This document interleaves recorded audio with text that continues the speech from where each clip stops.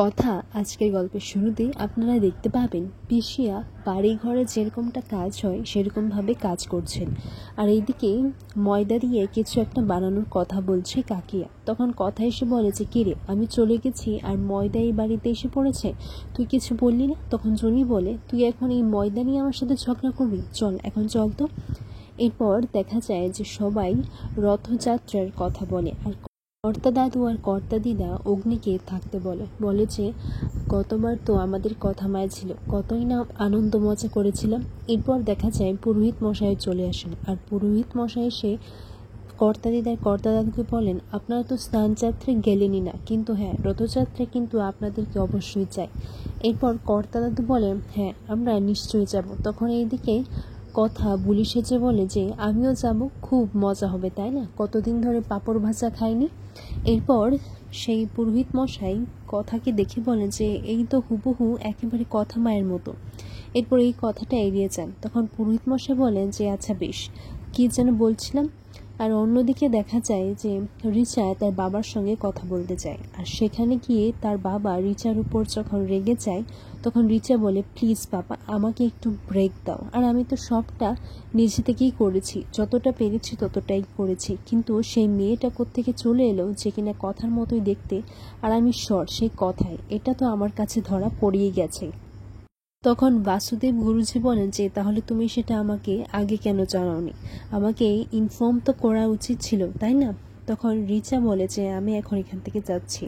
এরপর বাসুদেব কাউকে একটা ফোন করে বলে যে আমার যে মেয়েটার বিষয়ে ডিটেলস দিতে বলেছি সেই ডিটেলসগুলো এসে গেছে, আর উনি কথার ছোটবেলার ছবি আর ওনার ছবি তার পাশে দেখে, আর বড় হয়ে যেই কথা হয়েছে তার ছবিটাও পাশে থাকে, আর লেখা হয় যে এই মেয়েটি এখন আর নেই, মারা গেছে। তখন বাসুদেব গুরুজি বুঝে যায় যে কথাই হচ্ছে ওনার মেয়ে, তার মানে এখন লড়াইটা হচ্ছে আমার মেয়ের সাথে। এতদিন যাকে আমরা শত্রু ভাবতাম সে আসলে আমার মেয়ে।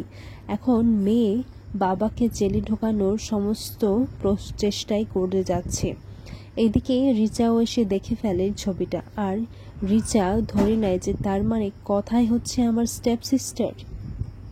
এইদিকে ফ্যাক্টরির কিছু কাজের জন্য কর্তা দাদু সমীর গুহর সাথে কথা বলে, আর এই সমস্ত কথাই সমীর গুহ কাউকে একটা ফোনে বলছিল। আর এইদিকে কথাও সমীর গুহর ঘরে এসে কিছু সার্চ করতে লাগে, যদি কিছু পেয়ে যায়। এরপর সমীর গুহ যে ফোনে কথা বলছিল তখন সেই সব কথা শুনে ফেলে, আর কথা এটাই ভাবতে লাগে যে একটু আগেই তো এইসব বিষয়ে কথা হচ্ছিল, কিন্তু বাবা কাকে ফোনে কথাগুলো বলছেন, বাবা কি তাহলে সত্যি কি বিপদে পড়ে গেছে। আর দেখা যায় যে সমীর গুহর যেই ঘরে সেই ঘরটাতে একটা টেবিলে হোটেলের জিনিস রাখা ছিল, আর সেই হোটেলটা নাম যখন দেখতে পায় তখন কথা বলে এটা তো কলকাতারই হোটেল, তার মানে কি বাবা মিথ্যে বলেছে।